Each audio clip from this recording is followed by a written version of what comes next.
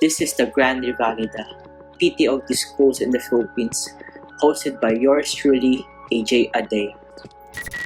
Hello everyone, welcome back to another episode of the Grand Revalida. This is your host, AJ Adea. And first things first, before anything else, I just would like to thank you. And yes, you the one listening right now via Spotify, Apple Podcasts, YouTube, or Facebook, or wherever you're listening this from. I truly appreciate you taking the time to listen. So as a token of appreciation, I would like to invite you to be part of the exclusive group of the podcast. It's free, easy to do. All you have to do is follow the official Instagram of the podcast, which is at the Grand Revalida. Follow that if you haven't, and just drop me or send me a heart reaction emoji for any of my Instagram stories that I post, so I can add you to the close friend list and interact with you guys there for suggestions, feedbacks, and insider info of the podcast. So go do that right now and pause this episode. At least kayo bumabalik. Oh no! Diba? Ewan. So if you're done with that, let's proceed with our guest for today. He is a PT graduate of UERM, or University of the East Ramon Magsaysay. And with this episode, our guest is the guy that can finally explain what really happened with the issues that surrounded the PT program in UERM, as he talked about his perspective as a student going through with the program, as well as the setbacks he encountered until eventually becoming a licensed PTRP. Lastly, if you were a PT batch 2018 or 2019 and wasn't really aware with what's going on with your UERM Co-interns in terms of the CHED, removal exam boycott, and the interns outcry, this is probably the time to listen. So with that, I give you guys episode 8 of the Grand Revalida. Enjoy the episode. Hey guys, welcome to another episode of the Grand Revalida. Our guest is from UERM, or University of the East Ramon Magsaysay Memorial Center. And I'll be giving the mic to him now so he could introduce himself to you guys. Okay, so hello to the listeners. I'm Chito Mawis, PTRP. So I graduated from UERM batch 2019. I recently passed the licensure exam for PT this past Feb 2020. Mm-hmm. So how does it feel to become a licensed PT? Mixed emotions. Yes, so the mixed emotions, but siguro to sum it all up, it's just an end of a chapter in my colorful college life, and in our career. So in the start of our career. So ayun. Just moving on with that, huh? Yes. So hopefully. That's good, man. I mean, we're friends behind the scenes, and I'm aware of what happened, but we'll get to that later on. Yeah. Can you share with us why did you choose to become a PT? Well, like most of my friends and my colleagues, or my classmates rather, we don't know exactly what a PT does dati nung fourth year high school. Oh. So lang alam ko anong pagiging PT. Ang alam ko lang, yung dad ko kasi lagi pinipitch na, uy, try mo yung PT. May mga ganitong school, ganyan. Okay yan, taas ng bayad. Sana, di ba? Mm-hmm. So ako naman, ang alam ko, mga PT, nasa mga sports. So, sa likod ng bench, yung mga nagagaano sa mga players. Uh-huh. So ako naman, since I love sports, exam yun. Option siya. So, coming out of high school, marami rin akong in-applyan na courses. Pero hopefully, thank God na PT yung napuntahan natin. So why did you end up going to UERM? Or ano yung selection na ginawa mo? Actually, it's very embarrassing na yun. Pero, dito, siguro talaga ilalagay ka ni Lord kung saan ka talaga dapat. So, ikaw, as a fourth year high school student, you want to go into the big school. So, nag-apply ako agad, UP Manila at saka UST. Mm-hmm. So, just like other UERM peeps, no batch to our fellow UERM peeps, hindi tayo natanggap sa UST tsaka sa UP. So, I was, You're not alone, bro. So, they're lost. Joke lang sa mga UST. So, nangyari, medyo na-stun ako kasi tsaka ngayon wala na akong school. Oo. Fourth year high school, iba meron na, mga classmates ko ng high school meron na. So ako, meron kasi kaming magazine nung fourth year. Mm-mm. Ano yan, parang ito yung course, tapos intro, tapos ano yung mga schools or top schools na nag-offer. So, X na yung UP, X na yung USD. Oo. I was left with UERM AYAC. Okay. So, dinownload ko pa yung forms. Sinilapan ko. Pero for some reason, mas nadalian ako sa proseso sa UERM. Okay. Hindi ko alam kung nasan yun. Hindi ko din alam kung nasan yun. Wala akong idea kung anong So school parang yun. ano, Basta, di mo alam na may magkaibang UE dito sa may Manila at dun sa Santa Mesa ba yun? Oo. Wala akong idea doon. Siguro naging factor din sa totoo lang. Kasi may mga cousins ako na medyo tawag dito, mapang-asar talaga. Oo. So, hindi sa pangalan. So, pag iyak ka, anong dating mo? So, okay, Emilio Ginano College. So, again, no bash sa mga all respect ka. Ako lang to, kwento lang sa akin. So, inasar nila ako, ba't kanya parang Jodox yan? Ito ko na lang sa mahaba, yung CR something. Medyo madali yung proseso dun eh. So, again, repeat, wala pong Yes. all respect, all good sa school. Wala akong dyan. So, tropa pa rin naman tayo. tropa talaga. Nagtatawan lang na pinagtatawanan ako pag yung sa pangalan niya. So, nag-UERM ako eventually. Nag-exam ako. And thank God, nakapasa. Kahit wala palang mga bagsak doon, actually. I mean, I would say the same process for us. Ano na lang talaga, when you go proper years, dun lang talaga kayo nawawala lahat. Ito, actually, kung hindi ko talaga alam na may lasal nun, kung alam ko lang, diba? So, kung alam lang din namin, yung karamihan sa akin, diba? Why not, diba? I mean, I guess with our schools, mayroon mga, di ba yung UE, hindi pa yun yung UERM, tas yung Lasal, hindi pa yun yung kami. So, parang we share the same sentiment. With your choice of going to UERM and then passing the entrance exam, can you share with us the facilities that the university offers that is available for a PT student like you? Okay, so coming out of high school, yung high school ko kasi medyo malaki siya. So, ang daming tao, ang daming basketball court and all that. As in talagang, parang maliligaw ka. So, medyo nagulat ako kasi if you're coming, if you're from a big school, tapos, biglang, pagtingin mo sa UERM na, medyo maliit lang yung community, yung isang basketball court, nandun na lahat ng sports. In terms of facilities kasi, in terms of academic, nandun lahat. As in, at par, siguro, with the world or in the top schools sa Philippines. But in terms of recreational kasi, which is coming from an old boys school, yun yung hinahanap mo yung sports, ano ka pwedeng gawin dito? Nasaan yung mga kainan and all that. Wala kang makikita dun sa UERM. SM. So it's just, more on talaga sila, more on sa academics. Okay. Doon sila nag-excel. So yun yung nila. Yun yung nila, that's what the students go for talaga. Oo, dun yung tungulan talaga nila. So if you're fourth year student or I think senior high na yun, tapos if you want kumbaga mas solemn or maliit lang na community na mas focus talaga sa pag-aaral, UERM ka. So, pwede ka dun. Okay. So with the activities na yung mga sports and stuff, can you share with us what are the available extracurricular activities na lang that is offered sa UERM? Okay, so tama. Activities, ano bang i-expect mo na coming out of high school? Na ang dami, di ba? Daming mga pwedeng salihan, ang daming mga clubs. Pagdating sa kasi, sa PT program lang, yung siguro alam ko or kaya ko i-discuss. Yes, sir. Coming into the PT program, ng UERM, medyo limited lang.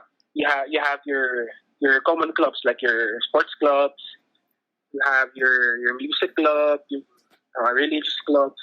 Meron din yung pensters tawag namin, so yung parang siguro yung paper or more on sa sila yung mga nagsusulat-sulat. Sorry, respect din sa mga pensters, don't bash. So hindi ko kasi masyado alam. So yun yung mga clubs, so yung mga common clubs. Pero tawag dito, hindi mo siya may feel masyado na parang parang tawag dito kasi ilan lang din yung members, ilan lang din yung active. Okay. So don't get your hopes up masyado sa mga extracurricular activities. In terms of sports, they have this annual basketball league sponsored by the Apong fraternity. We have basketball, we have volleyball na yata, depende kung magpapaliga sila. Pero basketball yung sure na Meron. so sure na meron siya. So siya, maliit lang siya na community pero yung competition is very high. Kasi yung medicine na sila yung mga students from Ateneo, from UST, from UP. So sila yung talaga medyo batak sa aral, batak din sa sports. So, yun, medyo coming out of high school, dito, medyo umangat din talaga yung experience mo sa laro and dito. So, doon medyo tumanda ka din talaga agad kasi yung mga competition mo, medyo matataas and matatanda. Na-step up yung game mo doon.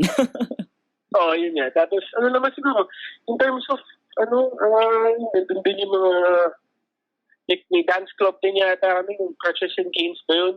They compete din sa college. Okay. Pero if you're just a tip for freshies or aspiring PTs na are top level athletes or meron talaga kayong sports. Mm-hmm. Kasi meron akong friend na national team na cheerleading. Okay. Pero na-miss niya kasi pagdating na yung UERM, wala siyang walang offering. So pag ikaw varsity ka and you're looking for baka UERM might not be the school for you. With the experience that you have with your university, do you have anything to share na feel mo unique lang sa UERM na wala with other PT schools? That you noticed na pag sa usapang during internship na wala kayo niyan, meron kaming ganito, ganun? Actually, ang daming pwedeng sabihin, pero siguro top of my head, hindi na pwede ko siguro mapagmalaki sa Ngayon na lang, kaming batch lang yata yung or yung mga, siguro iba sa mga lower batches namin naka-experience na ito. Mm-hmm. Yung dalawa yung campus mo. Okay. First year and second year, dalawa yung campus namin. So, may mga days na papasok kami sa UE Manila. Okay. May mga days na papasok kami sa UERM talaga, sa main school namin. Yes. So, mo yun, you get a 2-on-1 experience kasi pag UE Manila, ang daming tao, iba-ibang courses. Yes. Nandun lahat ng kainan. You built, di ba? So, nandun yung hinahanap-hanap ko siguro una nung pagpasok first year ako na nandun yung action talaga, nandun yung mga tao. Tapos, gari, MWF yun. Tapos pagdating mo ng Tuesday, pahinga ka sa mga tao. Doon ka sa UERM, manahimik ka muna, gano'n. So, parang malayo ka sa civilization. Parang gano'n. Basta malayo ka sa gulo. Kasi gano'n, opposite worlds kasi talaga. So, mga tao kasi sa UERM, it's either aral, tapos medyo tahimik lang talaga sa UE kasi. Compared sa UE, yung UE Manila, medyo iba-iba yung culture talaga. Yes, sir. I mean, yun na yung U-Built doon na lahat yung other top schools. Kasi talagang hindi mo masabi kung sino mga kasalubong. Diba? You guys have the benefits of having two campus during your, first year and second year lang to? First and second year. So, pero ngayon, yung mga bago na papasok na, sorry to say, isa na lang yung campus nyo. UERM na lang talaga. So, doon na lang lahat, from start to finish. If you finish, wait lang, sir. We'll get to that. With the university, from start to finish, and, despite of, what is your overall experience? Was the environment toxic, uplifting? Did it push you to do good as a student during your internship and to what you are now? Siguro in terms of experience, it varies kasi ako masasabi ko na sa sarili ko. Kasi iba-iba yan. Yes, sir. I'm sure na iba-iba din talaga experience ang bawat estudyante. So ako kasi, Ako yung hindi typical student na aral, exam, next level. So yung iba kasi, they work hard in their, respect to them, they work hard to be the common students wherein 5 years, board exams, one take, license, work. Diba? Yun yung Yung typical, yun yung yung what yun we yung aspire to dapat talaga be. actually yung target eh. Meron mga magagaling talaga na kudos to them, yung effort nila nandun. Kaya straight to yun nila. May mga konting lubak pero straight pa rin. Tayo kasi medyo coming out of high school. Ano lang tayo, aral lang tayo pag periodical exam. Ganun lang. Tapos, diba, medyo wala pa dun yung work ethic. So, yung masabi ko overall experience from first year to last year, hindi na sasabihin ko na kailang years tayo. From first year to last year, it developed my study habits. It developed me as a student. Okay. My school developed me into the kind of professional that I am right now. Kasi wala akong masabi. Nandun yung mga tao nandun yung mga friends ko, nandun yung parents ko, nandun yung family ko, pero hindi ko may kakailanan. Nandun din yung school ko para, alam mo yun, itulong sa akin yung mga nalalaman ko ngayon, whether it be a good lesson or a bad lesson, di ba? Parang nandun lahat. Either way, you learn from it. Yeah, oo. Kanya-kanya nandun talaga yan ng paano matututo. So, hindi ko madi-discredit yung experiences ko sa school na yan kung nasan man ako ngayon. Okay, thank you for that. With the classrooms naman, let's go breaking down. With the classrooms, in terms of what is offered when you guys walk into your classrooms, was it able to facilitate your learning? Was it distracting? I guess during that time, dun ginagawa yung Skyway, did it factor in sa pag-aaral? Actually, sa UERM, talo ka lang talaga. I mean, there's just an overall, talo kapag sa parking. So, around UERM, wala siyang parking. So, pag estudyante ka na may kotse, mahihirapan ka. In terms of the classroom and the facilities, kompleto. As in, hindi ko masabing world standard, pero nandun siya. As in, top of the line na classrooms are well-maintained. Okay. And shoutout ko yung tatay-tatay namin na maintain ng classrooms namin, si nun. So, nandun siya para i-prepare lahat bago pa lang kami pumasok. So, maayos. Hindi naman kami siksikan. Actually, sobrang lamig nga kasi parang onti lang kasi yung mga estudyante. Yes, sir. For the classroom. So, nandun lahat in terms of academic, hindi natitindi rin. Kasi nandun talaga yung tuition ko. Okay. So you really get what you pay for, what you get your money's worth. Yeah, in terms of facilities, in terms of learning, nandun talaga sa learning ng classroom in terms of facilities, nandun. Okay. So hindi talaga siya parking friendly.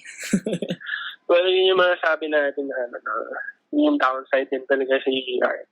So nung ikaw nung nagdadala ang sasakyan, saan ka nagpa-park, anong diskarte mo nun? Actually, tawag dito, kanya yung discard pagalingin talaga yun eh. Medyo kung medicine ka, hindi ka, kahit yung nagkatrabaho, so kanya yung discard yan. Nung dati, medyo lenient pa, dun sa tapat na school. Pero, pag may mga times kasi na bigla na lang magta-towing, so talagang tatakbo ka kung grabe. May sasakyan mo, diba? Hindi mo sakit nun. Pero ako, minsan may discard ako sa may kapilang kondo, pero huwag yung gayahin yun guys, kasi pang master lang yun. Parking ka lang doon sa kondo. Kaya may iba, nagpa-park sa may SM. Huwag mo napakalayong lakad talaga. Mainit pero pa. Pero pinakamadali talaga dyan na ways.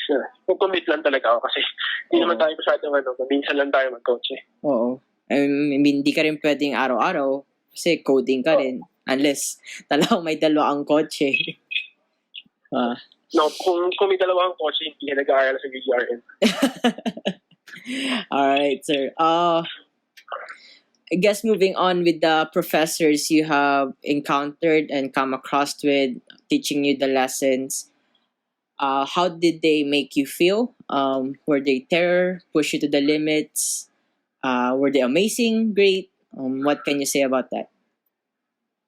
Siguro mixed emotions sa ito lang. Kasi sa tagal ko nga, sa tagal ko, I had a different pack of professors when I was in third year and fourth year. Iba na rin nung pagdating ko sa halfway na fourth year sa internship ko. Pero to sum it all up, iba-iba kasi sila ng style, ng teaching style. Iba-iba silang paraan kung paano nila ako mismo, hindi ko masasabi sa ibang tao or sa mga friends ko. Ako mismo, iba-iba yung paraan nila kung paano nila ako na-develop and paano nila ako na-touch or paano nila ako mold as to what you are now. Yes, parang kasi pag-touch mold lang. So, paano nila ako na-mold as a PT, as a professional. So, masasabi ko lang yun nga, there is variety in our professors in UERM. Pero masasabi ko, lahat sila qualified. As in, more than that, ang professors kasi namin mix. It's either our own homegrown or iba galing UST, mayroong galing UP. So, masasabi ko talaga na lahat sila, they're good professors. And lahat kaming mga friends ko and siguro may ibang batchmates ko, may natutunan sa kanila in one way or another. Oh, I guess thank you for that. I'm sure maybe when this episode comes out, you'll have professors that will be listening in. Shoutout po sa mga professors ko. Sana pati na po tayo. So, yun nga po. Sana pati na po tayo. Thank you po, parents. Nandito na po ako sa podcast ni AJ. So, hello po, hello. Thank you, bro. I guess for the much awaited, but before that, let's talk about internship. Here we go. Was the decking fair among the batch? The selection of centers that you guys were affiliated to, was it a good selection which exposed you to, cool or great cases na you guys were able to handle? What can you say about that? For the internship program of our school, UERM, nandun naman lahat. Ang masasabi ko lang siguro na sana pwede nilang i-add yung ewan ko lang kung meron na silang ngayon or meron na silang plan for next year. Yung academic rotation. I think yeah, we have that. Other schools have that, di ba? Yung iba, they get to experience that, yung teaching. Yung rotation na yun. Pero other than that, kasi lahat naman kami meron may sports. I think rotate kami sa UP Sports na lang yata ngayon. Tapos, pedya medyo madami din. Although I wasn't blessed to be able to rotate sa pedya centers namin. Okay. Meron kaming pedya, pero dito, very limited yung access mo. Hindi ko masyado nahawakan kasi sa CPR lang namin yun. Okay. Other than that, kompleto, nandun lahat. Yung area, yung neuro, nandun lahat. So, overall, aside from the academic route, sana pwede nilang silipin kung pwede nila i-add yun. Academic. UERM has a good internship program talaga. Okay. In terms of selection. Internship rotations. Okay. For the selection, this is random or may parang I heard before with other universities, it depends on your grades pa kung saan ka ma-rotate. Yeah. In terms of sa ganyan kasi, ang daming pamahiin, ang daming sabi-sabi. Talaga kasi titignan mo yung mga per batch mo, tapos titignan mo din yung mga friends mo, nakapunta to dito. Pag napunta na to dito, hindi na siya mapunta dito. So, may tinatry kami figure out na algorithm na ewan kung meron pa. So, dati kasi, unknown talaga. Oo, totoo. So, may mga grades to dati na kinoconsider, pero ang talagang palabas sa amin ng IC namin is random. And makikita mo naman talaga na random. Kasi ako naman, personal experience ko, hindi man talaga ako ganun kagalingan theoretically. Pero napunta ako sa PGH. So,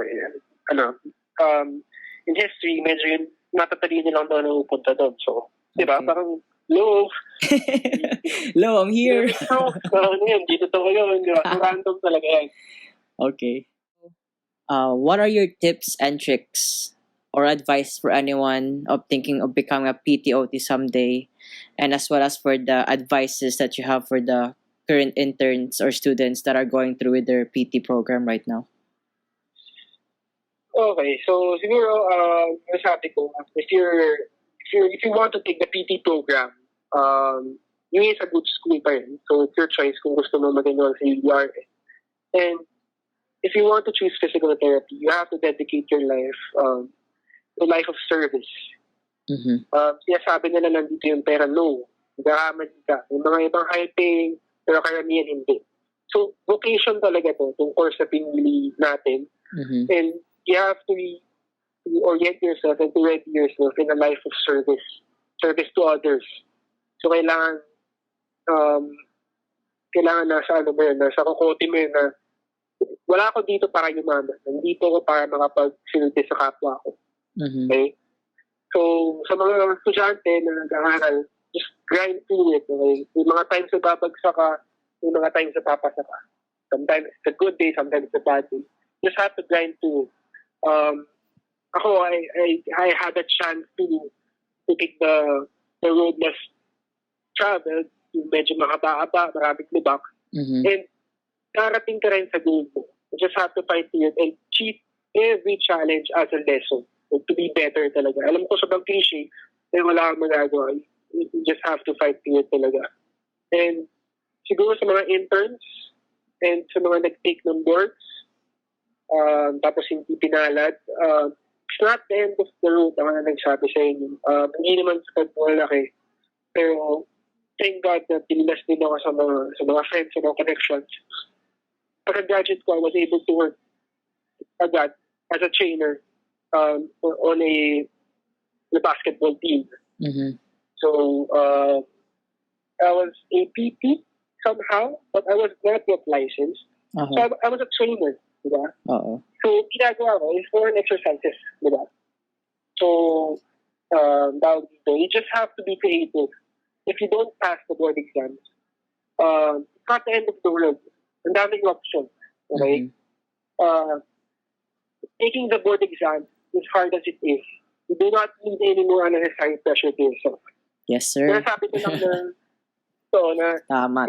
just 4 letters. Ako, magiging prangka ako ngayon. Siguro kung may highlight dito sa podcast na to, it's just 4 letters. There's a career outside of being PTRP. Ako na nagsabi sa inyo, first time experience ko, there's life outside of being PTRP. As a physical therapist, yung goal, pero ang dami mong pwedeng gawin kahit wala yun. Okay? Just have to be more creative and ilalagay ka talaga ng Lord. Just have to trust Him. Wow. Thank you. That's the first to even address for the people that didn't get through or get lucky with the board exam, and that just says a lot of it's not. If PTRP is not for you, if you get creative, as you said, there's other jobs that it still evolves around the course that you took, and if you don't make it through the license, you could work, you could do other things, and then maybe when the exam comes again, then you could take it. Yeah, that's true. That's very true. I mean, the diploma is powerful as it is. Yun yung mga sinasabi ko sa mga friends ko na medyo nahihirapan. Diploma mo, lakas niya. Daming makakating yan. Last question, sir. What is PT in your own words? No textbook references. That was a good question actually. What is PT in my own words? Physical therapy for me is it's like an embodiment of what I went through for 7 years. It's a 5-year course, but it took me 7 years to finish this course. So I think it's time for me to give back. Again, physical therapy for me is a life of service. So ngayon blessed ako to work as an educator and a sports physiotherapist. So physical therapy for me is a life of service. And you have to really dedicate your life to the betterment of others. And not just in the clinics. And nagkataon na I was able to get a first-hand experience of sacrificing myself or for others then nung lumalapit kami sa college na.